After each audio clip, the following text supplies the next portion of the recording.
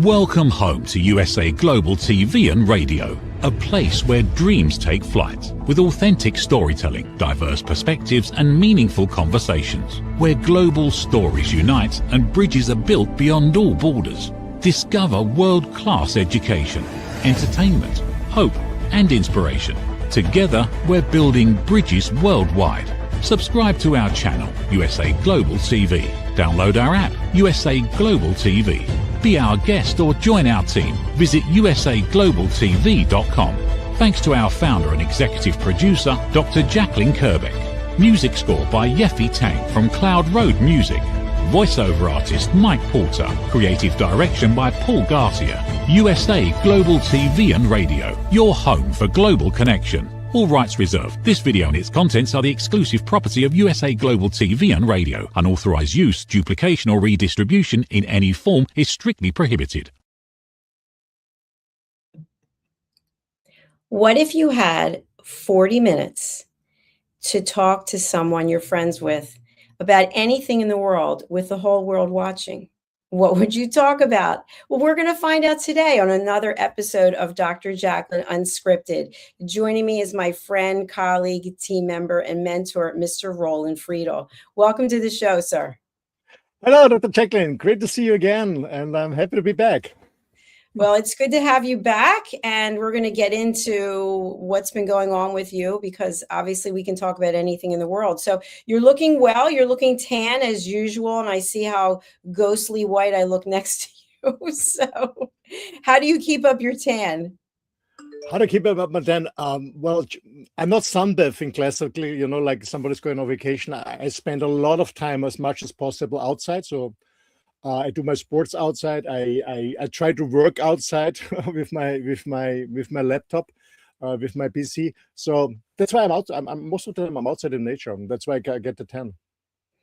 Yeah, it's so funny because you can see that you're an outdoors person and I'm an indoor person. I rarely go out in the sun. I actually went out for a walk the other day and had on a huge hat and glasses, but I do love when the sun is out, and where I am in the world, it's getting very hot and it's sunny and people just seem to be in a happier place. So I feel like the weather has an impact on our moods. What do you think? 100%. You know, I spent the last almost 7 months in Italy. So like every winter I go south, and well, you know, in winter in South Europe, the weather is quite nice. It's not hot, but it's quite nice, you know, and all the people are outside, you know, young and old, all together. They're outside, they're communicating, they're having a chat together, they have a coffee together, whatever. So the streets are always crowded in the small villages, and they communicate together. And I think they're much more happier. I think it's one way. I think it's because of the sun. We know that the sunlight has a positive influence on your vitamin D level, on your immune system, but it's also because they are outside, because the weather is nice, it's not raining or something like that.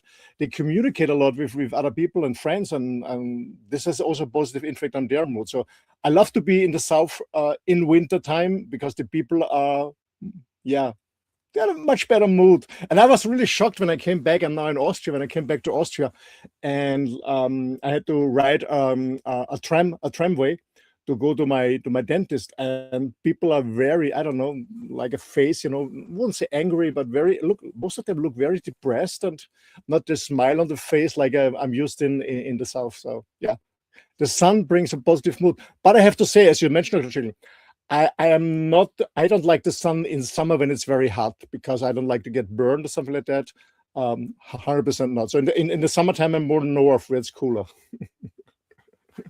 Yeah, you know what I think is interesting? We both feel the same way about summer, but there are people who live in places around the world that are cold most of the year.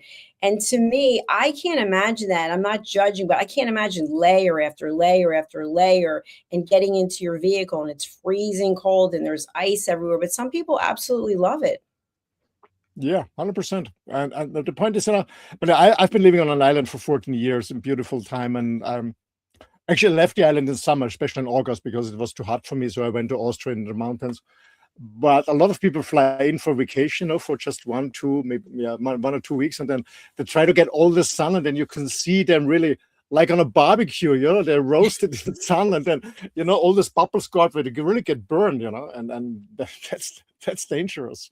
But people love the sun, or most people love to be in the sun. Yeah. Yeah. Yeah, I remember when I was growing up, I think I shared this, but I used to use baby oil and put it all over me, and then I'd spray sun in my hair. And it's so funny because if we knew then what we know now, and not even that it's that recent, how horrible that is for us. But at the same time, I don't like to wear sunscreen because that's filled with chemicals. So I'll wear clothes that have UV protection in them. As I mentioned, big hats, sunglasses, and I don't go out in the sun during the prime time when you can really get burned. But you see people out there just frying themselves and burning themselves, and we all know what waits ahead if we do that. 100%. No, it's not healthy. But I've been living on this island. I also was in the sun, but in the mornings and in the evenings, but not during the day. And when, especially, I don't know how it's in the US, in Florida or in California, but here in Europe, the people in the south, in Italy, in France, in Spain, Portugal, Greece, they try to hide during the hot season. So they close their windows, they're dark inside, cool inside, totally different. Totally differently than we do, because we are so in the north, we are so hungry to have sun and warm and stuff like that. But what I do is I always watch animals. My dog, she loves to walk on the beach in the morning and the evening, but during the day, no way. She's always hiding in the shadow, trying to stay cool. And I think animals have a natural instinct what is good for them and not. So I just copy my dog. I think that makes a lot of sense, actually. I really like that. I want to talk about animals since we can talk about anything. There's no script. I've been following this cockatoo bird on Instagram, and I really want to believe that it's true, that it's a real creature and it's not AI, but it's getting harder and harder to tell. But this specific bird, I think its name is Jackson, it does all these cool things, and it dances to music and it moves its head around, and it has this big, I think they call it an umbrella when its feathers come out, and it just makes you happy. And I read the comments, and people are like, this makes me so happy. And then other people are like, is it real? It's not real. And so there's definitely a blurred line now when it comes to AI and animals, because we see all kinds of things. I saw this one thing I sent to one of our team members. It was another bird. It wasn't this one. And it was in a chair, and it was getting its hair done, and they were clipping the feathers and wings. And then there was a cat in the same chair. And I thought, okay, that's not real, but it does make you smile. But it is getting harder to tell what's real and what's not real. Yeah, when you see cute animals, it always produces a smile on your face, and yeah, absolutely. But it's true with AI, it's really different to find out if it's real or not, because I sometimes see also on Instagram a cat on dancing around, but it's clear it's not AI. Or there's a monkey couple talking like human beings, and when she's pissed off about him, or the other way around. It's funny, yeah. But I know that parrots, and especially cockatoos, they are very intelligent. Yeah, they can dance, and they can also copy languages and talking back, and well. Yeah, very true. I've had a lot of dogs in my life, but I had one dog, and she was a Maltese, and her name was Eiffel, like the tower. And she would stand on her little back legs, and she would clap her paws, and she'd go up and down like she wanted something. And it was real. She did it. And I don't know if the Maltese breed does that, but it was so cute just to watch. So I'm sure there's some things that we see with animals that are true, and then others that are probably pushed to a limit. But especially with this bird, it just seems so happy, and it loves to dance, and it turns on Alexis, and it just starts dancing and doing all kinds of things. And I think as humans, if we could find the joy in simple movements too, that would be a good thing.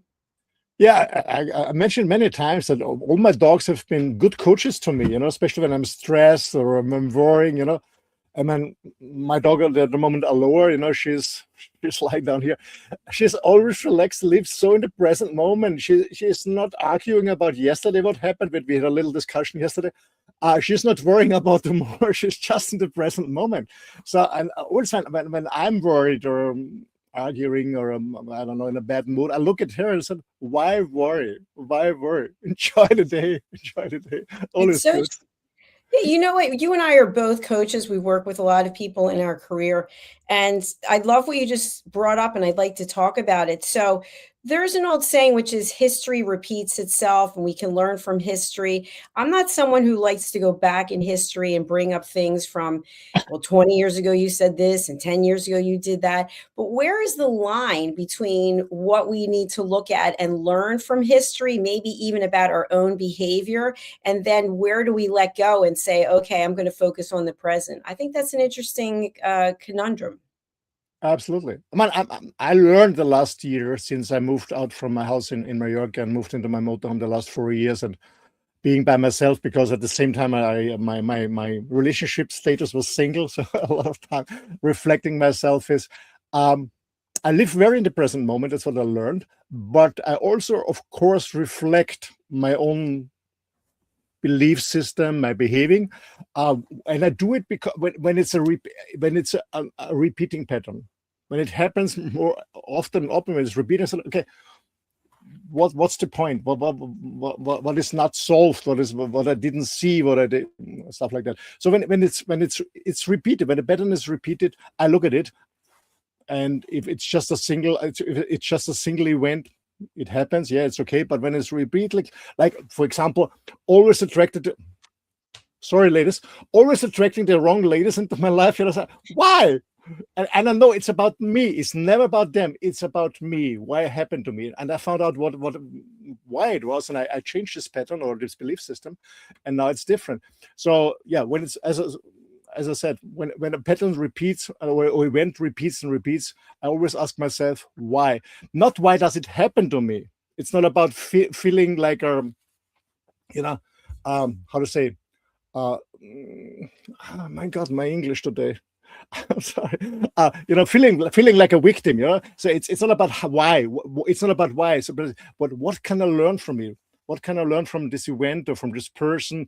Why does this person trigger me? What's the mirror? What's behind that? And yeah, it's important that we self-reflect. But on the other hand, I also think that we should overthink everything. I know a lot of people, they're overthinking all the time, and I think that's also not good. It's hard to move on when you're overthinking. And so you just brought up something about your past and what you learned. And interestingly enough, I just ordered a copy of this book where I interviewed you. I haven't had a copy of this book in years. I think this is from 2021, and I finally have a copy. But where I want to go with it is, you've had some things that have happened to you in the past. I've had some things that have happened to me. And many times we believe we've worked on it, and then something may happen to bring up memories of it. And I think it's kind of a test to see how much work we actually did and how successful it was. So do you think it's possible when you go through something traumatic in your past, it could be 10, 20, 30, 40, 50, 60 plus years ago, do you think we ever truly get over it? And in terms of, okay, it happened, but I'm not going to give it any time or any significance?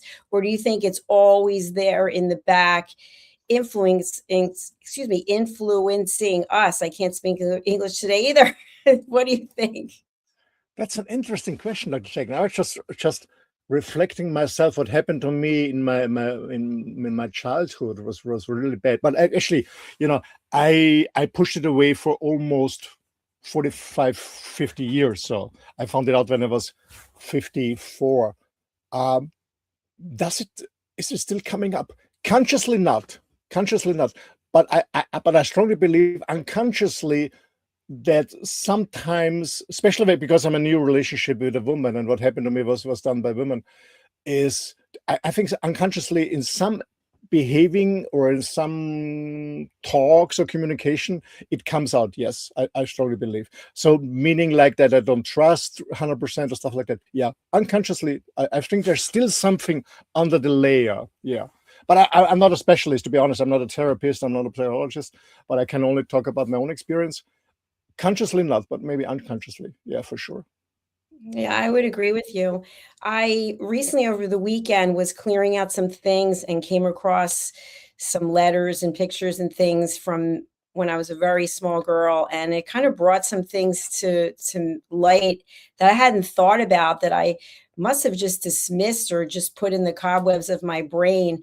And you wonder why, why is this information coming forward? How did I not know that it was there? And then what am I going to do with it?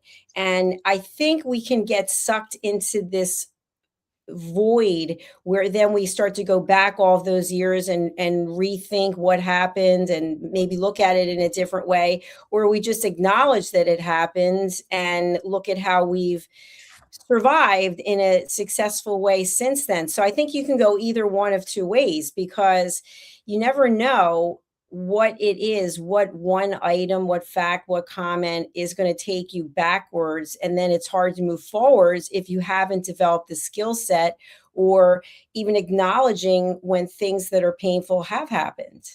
Yeah, 100%. Well, Doctor, I had the advantage that as an educated trainer and a well-experienced trainer, I did a lot of education and studies in my career. And when I found out what happened to me over many years in my childhood, it was not a big trauma, because I know how to handle it. And from my experience, how I work with clients, and because I was working with people, for example, in former Yugoslavia, who would fall apart in different countries like Slovenia, Croatia, Serbia, and so on. In this war, this was in 1990, so about 36 years ago. And when I started my training career, and I could work with some of these ladies that had been raped during the war, and some really suffered, and some overcame it very quickly because it wasn't their mindset, and that helped me many years after, when I found out what happened to me, to overcome it very quickly and not diving deep into. So it was there. It happened. Yeah, many years ago it happened. I cannot change it afterwards. It's part of my past. Of course, it has a huge influence about my life. I am the person like I am right now, with all the positive and negative sides, of course. But I never built a trauma about it. I said, okay, it's done. And I made a therapy. I was 2 sessions, and I said, okay, I'm fine. I don't want to dig deeper. Why doesn't make sense to me. Let's keep going. Let's keep going. Life is beautiful. The planet is beautiful. Why should I stuck into this? In the past, I don't believe digging in the past. I'm not a fan about it. It happened, yes, okay, but let's do it differently. Enjoying life, make the best out of it, and I leave the past behind. But with everything in my life, I never look back. To be honest, no, doesn't make sense for me to look back. No, I'm like you. I think that one thing, because working with clients and hearing their stories and helping people process it, I think that there is something to be said when something happens. And by the way, this book that I just mentioned, it's all filled with stories, my story too, about how we've overcome adversity to be awesome.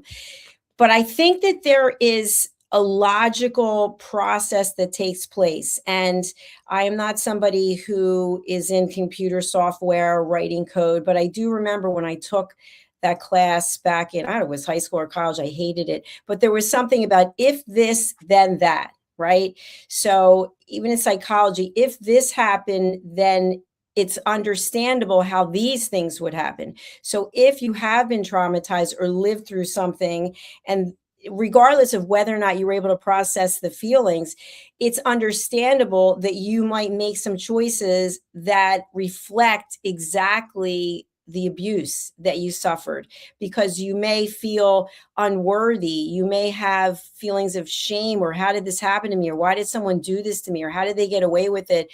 And so therefore you might reach out making decisions that are not in your best interest. And that can ultimately affect your health, your relationships, etc. So I think that it's important also to say that, because I don't live in the past either, but if you look at your life, if you were put it on a timeline and you looked at when things happened that were really traumatizing or painful, sometimes it could be illegal, what happens, right? What someone did to you, what someone did to me.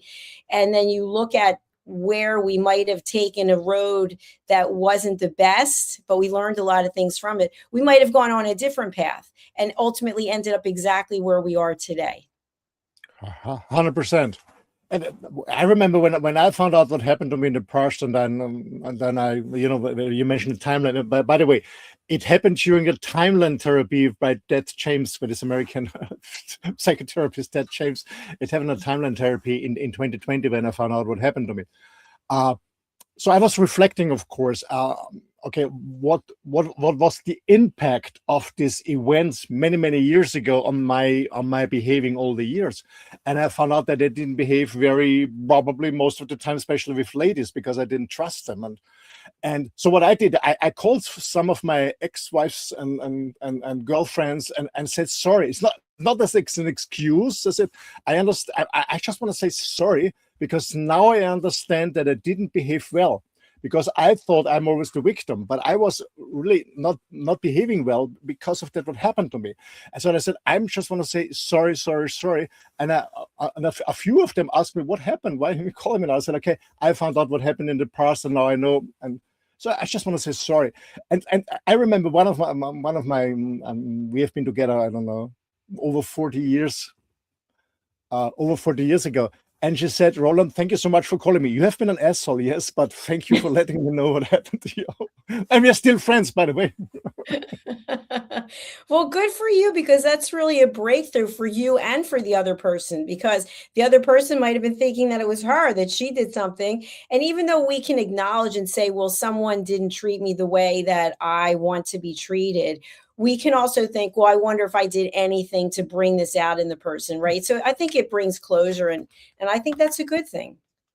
100%. I mean, we've always been in contact, but I always could feel there is something in between a little bit, but I never did yet that I behaved like I behaved, because I saw it totally differently from my point of view. And this was really healing and really eye-opening. And yeah, so that's why I called all the numbers I remembered, all the girls I remember. Haven't been a few. So, and I said, I'm just sorry. And I think that's one also for the audience who is listening. I think it's never ever too late to say sorry. I really love that. I think that's one of the biggest problems, is that we don't take ownership for things. We don't take responsibility. We're not accountable. We want to blame it on everything and anything. And when you were sharing your story, it reminded me of a movie that Jack Nicholson was in. And I want to say As Good as It Gets, but I don't know if that's the movie. But he doesn't treat, I think it's Diane Keaton, he doesn't treat her well in the movie. And he actually starts contacting the women he was involved with before, and you see him going to the door and calling people, slamming the door in his face. And finally, one woman sits down with him and tells him, hey, this is what you did. This is how I felt. And I thought, wouldn't that be great if we all could just do that and at least have some kind of accountability and responsibility? But as a result, at least my interpretation from the movie is that he learned something and he was able to change his behavior. Yeah, I remember this movie. Yeah, but actually, I think that's very important that for all of us that we really have self-responsibility and taking ownership of what we did, and it can always happen something, consciously or unconsciously. But I think this would be an absolutely game changer in the world if we say just I'm sorry.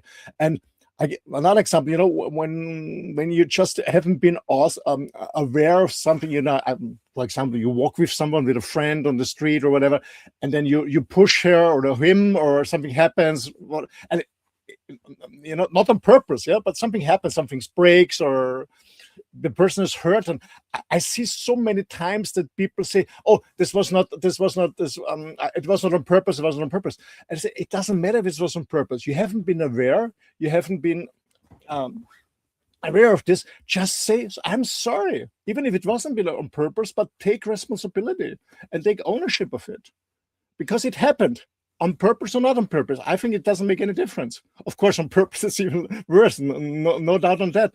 But just say sorry, because your attention have been somewhere else, and it happened. But most people don't do it. They always bring excuses why something happened. And I don't like this attitude. So a question I have for you is, what if a person takes ownership of something and says, I'm sorry, I'm accountable? We don't go into a long explanation, because when you go into long explanations, people love to just dive through, pick it apart. But what if the other person doesn't want to accept the apology? What if they're not ready to accept the apology? Then what happens? What can I do? I mean, I apologize from the bottom of my heart. And if the other person can take it, some person take more time. I give you an example. I remember when a friend of mine, we're not a close friend, but we know each other, when he smashed this huge stick on my dog's head, and since then she only has one eye, so he smashed her eye, and it was not on purpose, of course. And to be honest, I know it wasn't on purpose, it was an accident, but I couldn't see him for 4 months. So I experienced it myself. I know he apologized. It was not on purpose. He tried everything to pay doctor's bills, everything, but I couldn't see him for 4 months. It took me 4 months to let go. And now we are friends again, and we talk each other. But sometimes people need their time, and don't push them. Need their time. Apologize, let them go, and some people need time. And I experienced it myself. It took me 4 months. Well, that's really understandable, and I appreciate you sharing that. There's a TV series called Dutton Ranch, and I just started watching the first episode, I think, of the second series, and there's a big fire, and you see all these animals, these cows, and I think I can't watch this because I don't know what's going to happen to the animals. Like, I could feel myself getting like upset, thinking that they might possibly burn. I will watch it, but I actually had to take a break. It's been a few days. So to see your own beloved animal, Aloha, getting injured like that, I remember when it happened. I mean, that is traumatic, and to an innocent animal that didn't ask for that. So here's my question, if you don't mind sharing, because I don't know what the answer is. What did you do to actually work through that? Because it wasn't just your own pain, it was her pain. So did you ever talk to her about it? I mean, I know that might sound crazy, but did you ever talk to Aloha and say, you know, I'm sorry this happened, let's figure it out? Like, what happened? It's an interesting question. I was thinking when it happened, you know, in the beginning when it happened, I was just taking care about her, driving to the doctors 3 times a week because we tried to save her eye. So all my time was full with work and Aloha, going to the doctors. But one day I remember that I was thinking about, and I asked her, why did you do this to me? Why did you do this for me? What do you want to show me? Why did you take this pain instead of me? Why? What was it? What was it? Because it was the second time. You know, the first time when she was a puppy 8 months ago, she was eating some poison, and the doctor said she will die. She will die. There's no chance, but she came back, and because I told her, "Hey, I'm waiting for you. I pick you up in 4 or 5 days. I'm back," and she recovered. And the doctor said it's a miracle. So we have a very, very deep bond. And I was thinking about why has it done it instead of me? Yeah.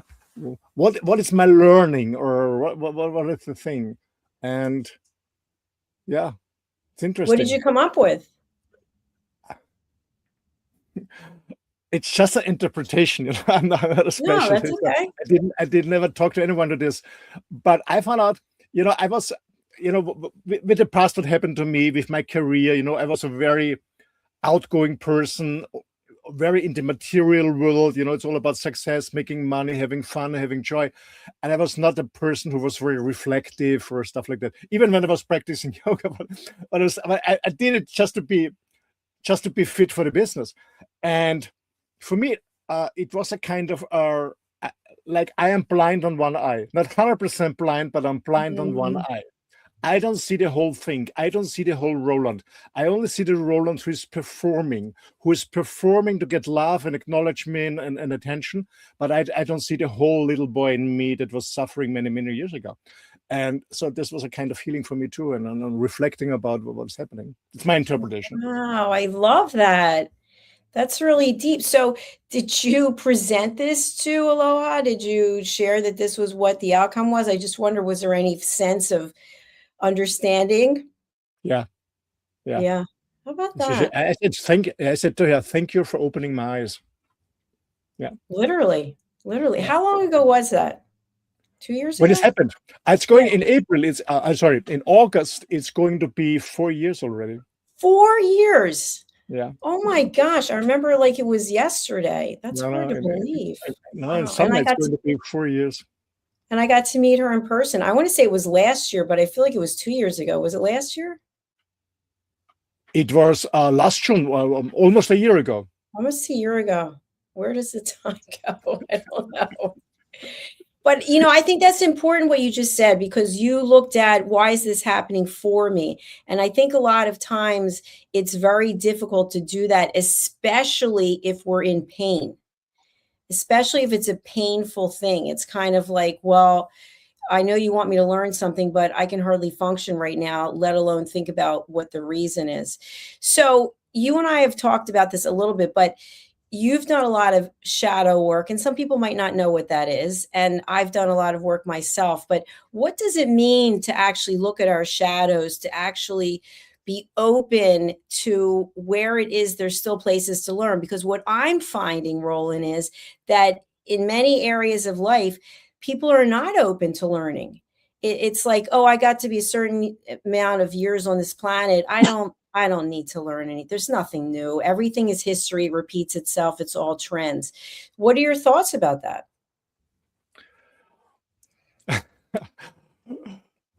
Very good question. I'm really giving it to you today, aren't I?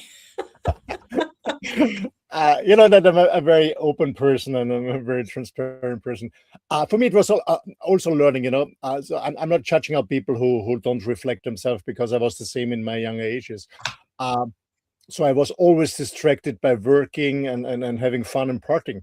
And I think most people don't do shadow works because they don't feel the need of it, because they're so distracted by work, by sports, by taking drugs, or they don't feel themselves.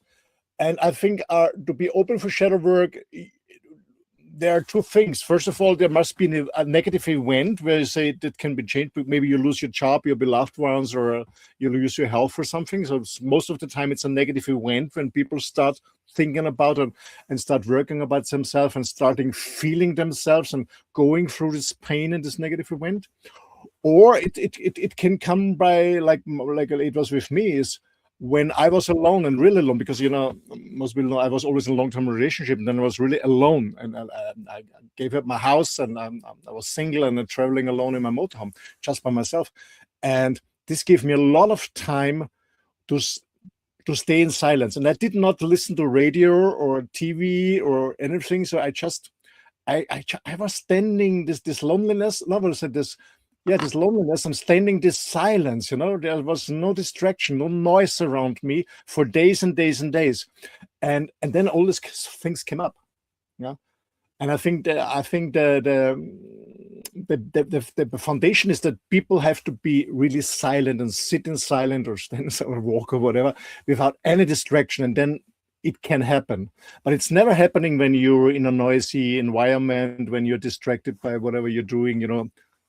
And I was always distracted, you know. I was working like crazy. If I didn't work on vacation, I was playing golf or running marathons or stuff like that, or partying like crazy. So I never gave myself the time of being just silent. Never, ever. Because I think that unconsciously, I was so afraid what could happen in the silence. And I think that most people are unconsciously know that something would happen if they stay silent, and that's why we always distract ourselves. That's my personal experience, and I also see it from other persons who are very intelligent, you know, who are very successful in business, what they're doing, but there's all this avoidance, always avoiding to look deeper and really know themselves. And for me, it was quite a journey, you know, to give away all my material stuff, this large house, this, you know, all these cars, the business, my performance, all my achievement, what is left over. And for me, it's not because I've done it, but many people have done it. I think that's the bravest thing you can do in your life, is just do your shadow work and stay in silence and wait what's coming up. And when it's coming up, stay in this emotion, And I had the advantage and the luck, a very good friend of mine, that he helped me through. He's not a therapist at all, he's just a friend. I coach him in a different part, he coaches me there. And always when something came up, and I was always trying to run away and change the topic, and said, okay, I have to do this. I tell you, this was yesterday. I said, no, stay, don't run away, stay. And luckily for that, I guess it took me almost a year And he always said, stay in this emotion, stay, because I tried to run away also.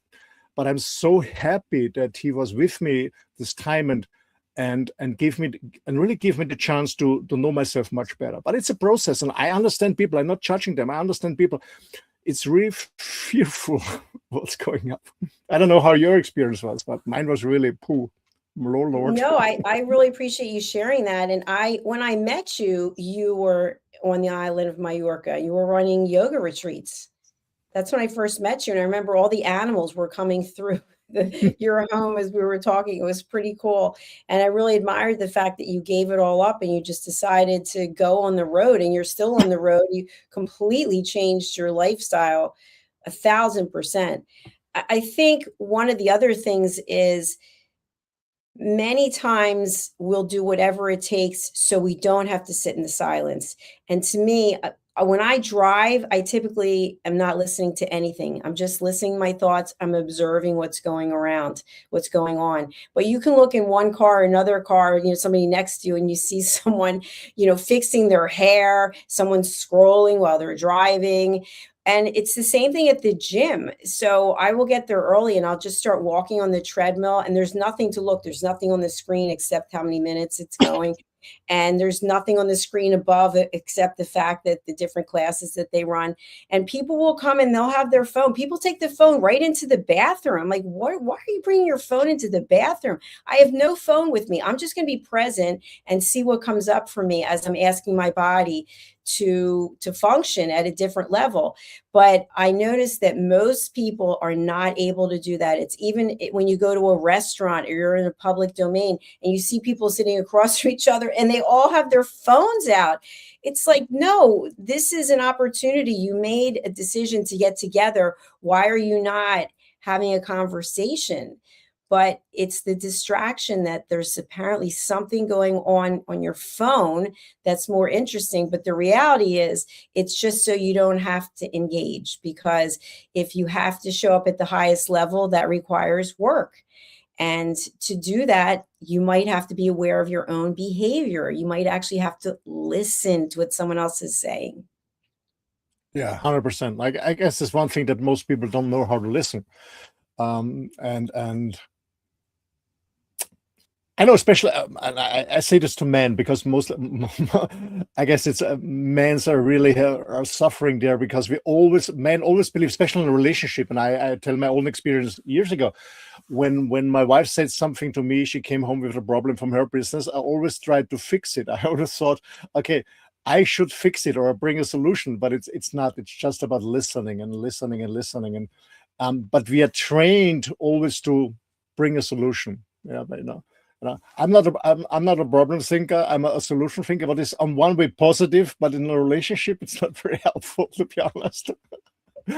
Well, Sorry? No, something that was brought up in one of our other shows, we were talking about feminine energy, masculine energy, and one of our guests happened to mention the fact that men have to feel needed. They need to know that a woman needs them for something. So if you are an independent woman, if you have financial means, if you pretty much seem like you have it all together, what is the role that a man's supposed to play? And so I think that could be a whole other show. Maybe that could be a series of shows and topics. But isn't it really important that each of us, regardless of what our gender is, what our role is, that we are confident in and of ourselves, that we feel like whatever it is we're bringing to the table, there is value, as opposed to trying to fix something and plug and play various solutions for someone else. Yes, I strongly believe, I would say, happy alone, fulfilled together. I think, and no, again, I was the same in my past, that I always thought that my partner, she's responsible that I feel good and happy, but it's not. So this was a learning process for me. And, I'm in a new relationship, and it's a total different league, We're both very independent persons. We both did our shadow work. We always actually, we had this conversation. She's in Italy right now. We had this conversation last night. when we both said, I said, I don't need you, I want you. And she said the same, yeah, I don't need you, but I want you. And that's quite a difference, you know. You want somebody, it's not about you need somebody, so you need somebody. I think this is so important in a relationship, and that's why I'm building up a new coaching content and think about helping couples, yeah, to learn that you don't need the other person. It's about if you want the other person or not. It's not a need, not being needed. But I think for this, we really all have to do our shadow work and go through this, what we have been talking before, and then it's really making a difference. And I always say, you know, what you mentioned, Dr. Jacalyn, is that men said, yeah, we want to be needed, we want to take care about the little girl, even when we're now 50s or 60s. And I said to her, I don't want a princess on my side, I want a queen on my side. Yeah. And that's a different, meaning you don't need me, but we go together. I keep the space for you, that you can live your feminine side or to the fullest when you're back home, and do your more masculine side when you're in business. And that's my job. But it's not about dependency, or especially not emotional dependency, because emotional dependency always leads to a toxic relationship, and that's not really good. Absolutely. Roland, who is it out there that you want to appeal to in terms of the value you can bring, and how does that work? Oh, okay. Quick question. Well, actually, from my past, I'm still working with companies who need training in sales or in management at one point. But to be honest, I'm focusing more on individuals who really want to live a fulfilled life, especially a fulfilled relationship. It's not on my website, this one, but this is my website that I'm used for since 2020. My business website, Roland Friedl, and from there you can link to different areas. But the future is that I want to work more with couples who want to have a fulfilled partnership, and bringing back intimacy into life. That's what my goal is for the next years. And by the way, I'm writing a book about this. It's almost finished. So yeah, I want to focus more on couples to have a happy, fulfilled relationship, not depending on each other, but really wanting them each other and have a good time together. And people want to reach out to me. Best way is email me, office at my name, rolandfriedl.com. That's the best way to communicate with me. Thank you. Thank you, Roland. And if you can just share, you are hosting your own TV shows here, as well as another one with me. Tell our audience more, please. Yeah, of course. First of all, I'm very happy to be part of the USA Global TV and Radio family. And I started here 5 years ago. My God, time is running. Hundreds and hundreds of shows. And I started with the Mallorca Connection and other shows. But we do this unscripted once in a while together. And one of my favorite shows is what's coming up in, what time it is? In 2 hours. A little bit more than 2 hours. It's Your Healthy Lifestyle, together with you, Dr. Jacalyn KERBECK, because I'm very into health and fitness, because that's my number one thing is healthy. I want to be healthy and fit. And then it's about relationship, and then it's about business, because without health and fitness, you cannot perform to the fullest, and you cannot enjoy the life to the fullest. So we do It's Your Healthy Lifestyle on Tuesdays on noon Eastern time, or here in Europe at 6 p.m. Central European time. And then I do German shows. That's the Macher Talk at 7 p.m. Not this week, but next week again, 7 p.m. Central European time. It's in German, the Macher Talk. And then there's the Mutmacher Talk. Sounds a little bit similar, but it's a totally different topic. At 8 p.m. Central European time. So 2 German shows. And yeah, that's about it. All right. Thank you very much. I really appreciate having you here today on Dr. Jacalyn Unscripted, and we will see you again for our next episode. Thank you, Dr. Jacalyn. Thanks to our audience. Bye-bye. Bye. Thank you. Thank you to each and every one of you who are watching, whether it's live or on the replay, or maybe you're listening on an audio platform later. Please do consider joining us on our community on YouTube, which is USA Global TV and Radio, where we've earned the YouTube Silver Creator Award. And we're actively working on it on our second channel, Dr. Jacalyn KERBECK. So please do subscribe. Are you interested in hosting your own TV show? Do you have what it takes to capture audience attention? Let's find out. Take a look at this video about what's involved. And we'd love to hear from you. You can reach out to me directly, and my contact information is in the show notes, but you can reach out to info, I-N-F-O, at usaglobaltv.com. Hey, you. Psst. Yes, you. Watching this right now. Are you creating content, a blog, a podcast, a newsletter, going live on Instagram or TikTok, and still not seeing real visibility or growth? Here's why. Anyone can post, anyone can go live, but not everyone is positioned to be taken seriously. Right now, people are going to YouTube to search for experts, for answers, for credibility. So while you're putting in the work, someone else is being seen as the authority. Not because they know more, because they're positioned better. Now imagine this. Your own professionally produced TV show, marketed, distributed, optimized with SEO so people can actually find you. Not just seen, but searchable, discoverable, positioned. You're trained, you're coached, you're guided. No experience necessary, but you do have to be coachable, because this is about stepping into a higher level. This isn't about doing more, it's about doing it right. We've already built the platform, 2 YouTube channels, a global audience, a Silver Creator Award. So the question is, how much longer are you going to rely on temporary visibility when you could be building real authority? If you're ready to be seen differently, go to usaglobaltv.com and apply to host your own show. This is for individuals who are serious about investing in their visibility, their credibility, and their growth. If that's you, we're ready. USA Global TV and Radio, where your voice becomes your platform. Executive producer, Dr. Jacalyn KERBECK. Videographer, Paul Garcia. Voiceover, Ed Vargas. All rights reserved. This production is the exclusive property of the USA Global TV and Radio and may not be reproduced, distributed, or used without written permission. Thank you, viewers and listeners of USA Global TV and Radio, for joining us today. We're honoured to have your time and attention as part of our global community. At USA Global TV and Radio, we believe in the power of authentic conversations, meaningful connections, and creating a world of possibilities together. Want to be part of something bigger? Join our team of elevated listeners at usaglobaltv.com, a space where your voice matters and your ability to listen transforms relationships.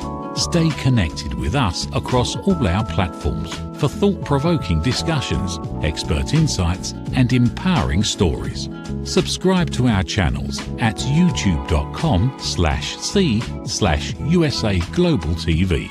Follow us on social media and explore the endless opportunities we're creating for growth, learning, and inspiration.